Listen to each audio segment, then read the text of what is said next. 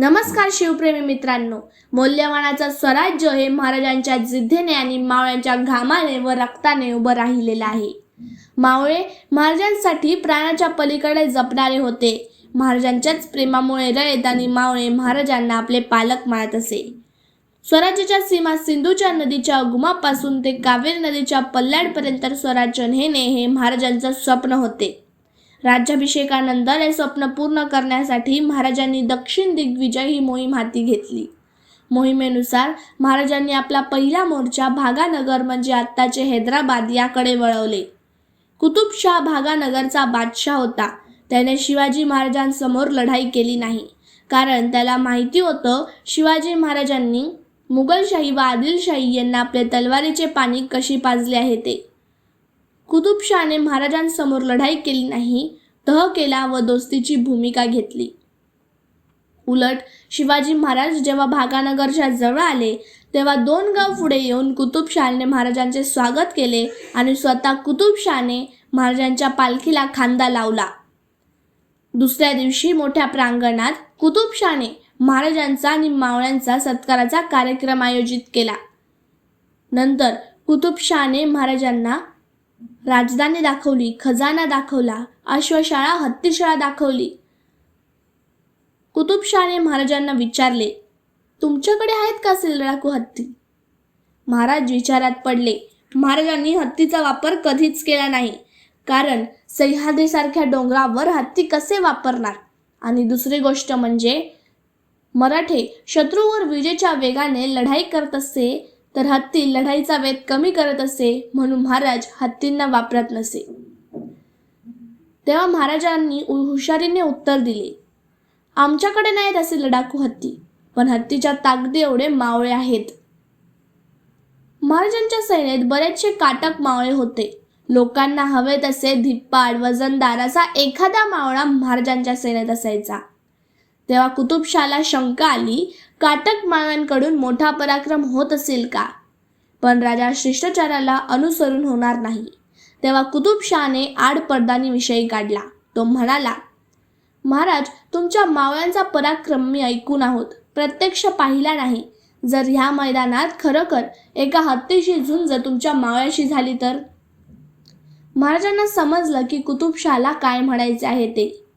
महाराज म्हणाले, आमच्या बोलण्यात कुठेही कमीपणा येणार नाही.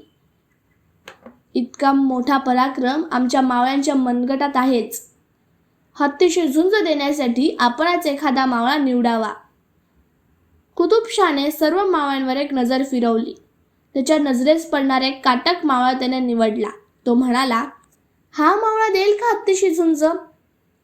महाराज आत्मविश्वासाने म्हणाले, तुमचा हत्तीच काय, तर प्रत्यक्ष इंद्राच्या ऐरावताला देखील लढणारे माझे मावळे शूर आहेत.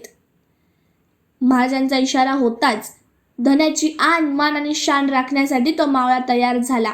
मागचा पुढचा विचार न करता तो मावळा मैदानात उतरला. त्या मर्द मावळ्याचे नाव होते यसाजी कंक. पायदळातील पराक्रमी अनुभवी मावळा होता. महाराजांसमोर अनेक मोहिमा पार पाडल्या होत्या. इशारा करताच माहूत आणि मध्यधुंद हत्तीला यसाजीच्या अंगावर सोडले. अंगावर आलेल्या हत्तीला पाहून यसाजीने थोडे घाबरून पळायचे नाटक केले. असंच पळत असताना यसाजीने आपला मोहरा मागे फिरवला. वेगाने आलेला हत्ती आपला वेग नियंत्रित करू शकला नाही. तो तसाच पुढे गेला आणि यसाजी त्याच्या मागे राहिला. तो हत्ती मागे फिरण्या अगोदरच यसाजीने हत्तीची शेपूट पकडली. ती शेपूट इतकं घट्ट पकडली की एक वेळ हत्तीची शेपूट तुटेल, पण यसाजीची पकड सुटणार नाही. तो हत्ती यसाजीच्या हातून शेपूट सोडण्यासाठी आणि यसाजीला आपल्या पायाखाली घेण्यासाठी अधिकच बेचैन झाला. तो जागेवरच गरागरा फिरू लागला. तिथे महाराज काळजीत पडले, पण तितकाच विश्वास यसाजीवर होता. हत्ती या प्राण्याची ताकद आपल्या सर्वांना माहितीच आहे, पण या प्राण्याची एक कमजोरी देखील आहे. हत्तीला पटकन जागेवर फिरता येत नाही. आणि दुसरी आश्चर्याची गोष्ट म्हणजे इतक्या ताकदवर प्राण्याला मागील पायाने लातही मारता येत नाही व पाय झटकताही येत नाही. शत्रूच्या अशा कमजोरीवर लक्ष ठेवून त्यांच्यावर हल्ला करण्यात महाराजांचे मावळे हुशार होते.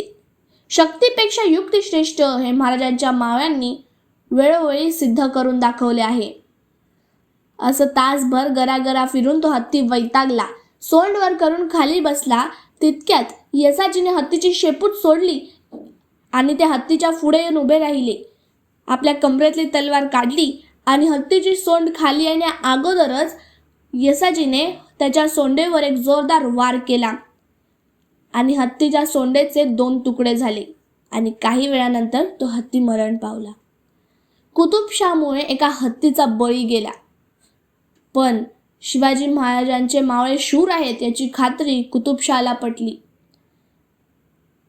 कुतुबशाहने येसाजीचं कौतुक करण्यासाठी आपल्या गळ्यातला मोत्याचा हार येसाजीला देऊ केला. तेव्हा येसाजी म्हणाले, माझं कौतुक करण्यासाठी माझे राजे समर्थ आहेत. दख्खनचे राज्य शिवाजी महाराजांच्या हाताखाली सुरक्षित राहील याची खात्री कुतुबशाहला पटली.